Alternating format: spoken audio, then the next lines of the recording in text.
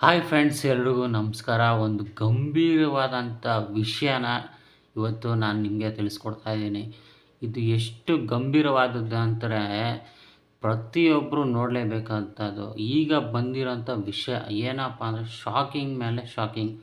ಅಯ್ಯೋ, ಮೊನ್ನೆ ತಾನೇ ಚೆನ್ನಾಗಿದ್ರಲ್ಲ, ಮೊನ್ನೆನೇ ಒಂದು ಫಿಲಮ್ ಮಾಡಿದರು. ಎಷ್ಟು ಶಾಕಿಂಗ್ ನ್ಯೂಸ್ ಅಂದರೆ ಇಡೀ ಕರ್ನಾಟಕನೇ ಬೆಚ್ಚಿ ಬೀಳೋವಂಥ ವಿಷಯ ಇದು.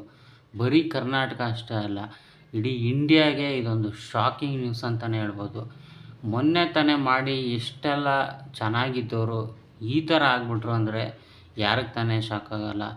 ಅದು ಯಾರು, ಏನು ವಿಷಯ, ಯಾರು ಏನಾಯಿತು, ಇದನ್ನು ನೀವು ನೋಡಲೇಬೇಕು.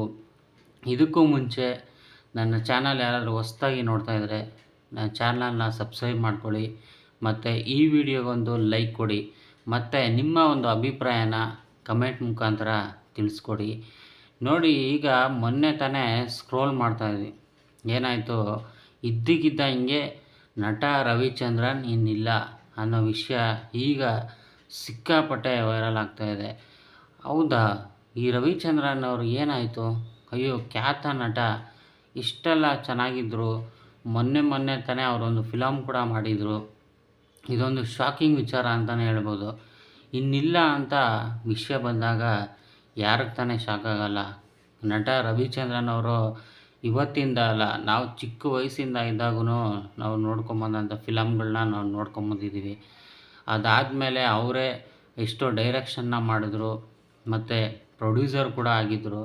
ಮತ್ತು ಅವರು ಈ ಸಾಲದ ವಿಷಯಗಳಲ್ಲಿ ಸಿಗಾಕ್ಕೊಂಡಿದ್ರು. ಅದರಲ್ಲಿ ಅವ್ರಿಗೆ ಸಮಸ್ಯೆ ಆಗಿತ್ತು. ಸಾಲ ಅಂದರೆ ದುಡ್ಡು ಪಿಕ್ಚರಿಗೋಸ್ಕರ ದುಡ್ಡು ಹಾಕ್ಬಿಟ್ಟು ಸಾಲ ತೊಂದರೆಯಲ್ಲಿ ಸಿಗಾಕ್ಕೊಂಡಿದ್ರು. ಅದನ್ನು ಎಷ್ಟೋ ಜನ ವೀಡಿಯೋ ಮಾಡಿಬಿಟ್ಟು ಹಾಕಿದರು. ಮತ್ತು ಸ್ವತಃ ಎಷ್ಟೋ ಇಂಟರ್ವ್ಯೂಗಳಲ್ಲಿ ಅವರೇ ಕೂಡ ಹೇಳಿದರು. ನೋಡಿದ್ರೆ ನಟ ರವಿಚಂದ್ರನ್ ಇನ್ನಿಲ್ಲ ಅಂತ ಹೇಳ್ತಾ ಇದ್ದಾರೆ. ಯಾರು ಇದನ್ನೆಲ್ಲ ಎಷ್ಟು ಸುಳ್ಳು ಹೇಳ್ಕೊಂಡು ವೀಡಿಯೋಗಳನ್ನ ಮಾಡಿ ಹಾಕ್ತಾಯಿದ್ದಾರೆ.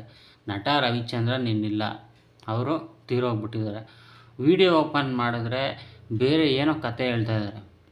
ಏನಾಯಿತು, ಅವ್ರಿಗೆ ಯಾವುದೋ ಎಲ್ಲೋ ರವಿಚಂದ್ರನ್ ಸತ್ತೋಗಿರೋದು, ಮಾಮೂಲಿ ಯಾರೋ ಒಬ್ಬ ವ್ಯಕ್ತಿ, ಆ ಹೆಸರು ಇಟ್ಕೊಂಡ್ಬಿಟ್ಟು ಖ್ಯಾತ ನಟ ರವಿಚಂದ್ರನ್ ಇನ್ನಿಲ್ಲ. ಈ ವಿಡಿಯೋಗೆ 8ರಿಂದ 10 ಲಕ್ಷ ವ್ಯೂಸು. ಅಂದರೆ ಕರ್ನಾಟಕದಲ್ಲಿ ಏನಲ್ಲ ಅಂದರೂ ಒಂದು ಟ್ರೇಲರ್ ಬಿಟ್ಟರು ಒಂದು ದಿನಕ್ಕೆ 1 ಲಕ್ಷ 3 ಲಕ್ಷ ಹೋಗುತ್ತೇನೋ ಹೊಸ್ದಾಗಿ ಮಾಡಿದ್ರೆ. ಅಷ್ಟು ಹೈಪ್ ಆಗಿದೆ, ಅಷ್ಟು ಜನ ನೋಡ್ತಾ ಇದ್ದಾರೆ. ಅಂದರೆ ಸುಳ್ಳು ಸುದ್ದಿನ ಎಷ್ಟು ಹರಡಿಸ್ತಾ ಇದ್ದಾರೆ ಅಂದರೆ ಅಷ್ಟು ಹರಡಿಸ್ತಾ ಇದ್ದಾರೆ, ಅವರ ಒಂದು ಬೇಳೆಕಾಳು ಬೆಳೆಸ್ಕೊಳ್ಳೋದಕ್ಕೆ. ನಟ ರವಿಚಂದ್ರನ್ ಇನ್ನಿಲ್ಲ, ನಟ ಜಗ್ಗೇಶ್ ಇನ್ನಿಲ್ಲ. ಜಗ್ಗೇಶ್ ಅವ್ರಿಗೇನಾಗಿದೆ, ಗಟ್ಟಿ ಮುಟ್ಟಿಯಾಗಿದ್ದಾರೆ. ಅವರು ಸೋಷಿಯಲ್ ಮೀಡ್ಯಾದಲ್ಲೇ ಆ್ಯಕ್ಟಿವ್ ಆಗಿರ್ತಾರೆ. ಏನೇ ಆದರೂ ವಿಷಯಗಳನ್ನು ತೊಗೊಂಬಂದು ಹಾಕ್ತಾಯಿರ್ತಾರೆ. ಅಂಥವರು ನಟ ಜಗ್ಗೇಶ್ ಇನ್ನಿಲ್ಲ. ಏನಿದು ಶಾಕಿಂಗ್ ನ್ಯೂಸು?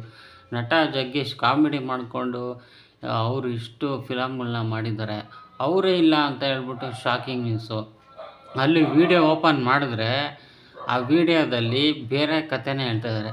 ಯಾರೋ ಒಬ್ಬ ಜಗ್ಗೇಶು ಸತ್ತೋಗಿರೋದು. ಅಲ್ಲಿ ನೋಡಿದ್ರೆ ಏನು ತಮ್ನೇಲಲ್ಲಿ ನಟ ಜಗ್ಗೇಶ್ ಇಲ್ಲ. ಸರಿ, ಏನು ಮೊನ್ನೆ ತಾನೇ ಅವರು ಫಿಲಮ್ ಮಾಡಿದರು, ಏನಾಯಿತು ಅವ್ರಿಗೆ ಅಂತ ಎಲ್ಲರಿಗೂ ಶಾಕು. ಇನ್ನು ಗೋಲ್ಡನ್ ಸ್ಟಾರ್ ಗಣೇಶು ಅವರು ಇನ್ನಿಲ್ಲ ಅಂತ ಹೇಳ್ಬಿಟ್ಟು ಅವರು ತಮ್ನೇಲ್ ಹಾಕಿದ್ದಾರೆ. ಸರಿ ಅಂತ ಅಲ್ಲೋಗಿ ಅವ್ರಿಗೇನಾಯ್ತಪ್ಪ ಅಂತ ಅವ್ರು ನೋಡಿದ್ರೆ ಅವ್ರಿಗೂ ಏನೂ ಆಗಿಲ್ಲ, ಅವರು ಚೆನ್ನಾಗಿದ್ದಾರೆ. ಮತ್ತು ಇಲ್ಲಿ ದರ್ಶನ್ ಅವರು ಜೈಲಿನಲ್ಲೇ ಕುಸಿದು ಬಿದ್ದು ಸಾವನ್ನಪ್ಪಿದ್ದಾರೆ. ಜೈಲಿನಲ್ಲೇ ಕುಸಿದು ಬಿದ್ದು ಆತ್ಮಹತ್ಯೆ ಮಾಡ್ಕೊಂಡಿದ್ದಾರೆ. ನೋಡಿ, ಅವ್ರದ್ದು ಏನೋ ಒಂದು ಪ್ರಾಬ್ಲಮ್ ಆಗಿ ಅವರು ಜೈಲಲ್ಲಿದ್ದಾರೆ. ಆದರೆ ಅವ್ರು ಕಂಡ್ರೆ ಆಗದೇ ಇರೋವಂಥವ್ರು ಏನು ಮಾಡ್ತಾಯಿದ್ದಾರೆ, ನಟ ದರ್ಶನ್ ಅವರು ಜೈಲಲ್ಲೇ ಸೂಸೈಡ್ ಮಾಡ್ಕೊಂಬಿಟ್ಟಿದ್ದಾರೆ ಅಂತ. ಅಲ್ಲ ರೀ, ಜೈಲಲ್ಲಿ ಸೂಸೈಡ್ ಮಾಡ್ಕೊಳ್ಳೋ ಪರಿಸ್ಥಿತಿ ಅವ್ರಿಗೇನಾಗಿದೆ?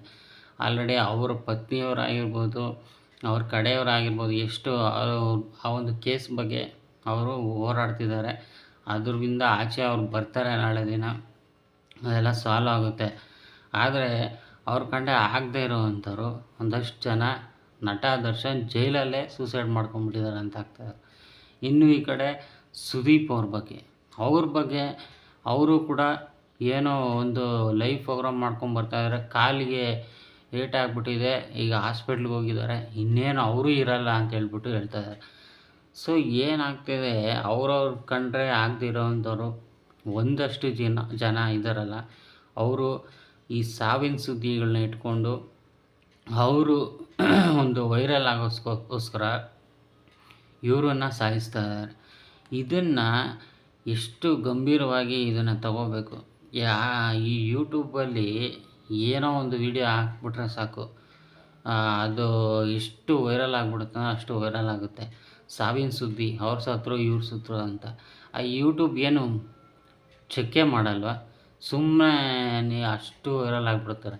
ಯಾವುದೋ ಒಂದು ವೀಡಿಯೋನ ತಗೊಂಬಿಟ್ಟು, ಎಲ್ಲೋ ಒಂಚೂರು ಕ್ಲಿಪ್ಪನ್ನ ತಗೊಂಬಿಟ್ಟು ಏನೋ ಅವರು ಒಳ್ಳೆಯದನ್ನೇ ಹೇಳಿರ್ತಾರೆ, ಅದನ್ನು ಕಾಪಿರೈಟ್ ಅಂತ ಕ್ಲೈಮ್ ಮಾಡಿಬಿಡೋದು, ಯೂಟ್ಯೂಬ್ ಚಾನಲ್ನೇ ಬ್ಯಾನ್ ಮಾಡಿಬಿಡೋದು.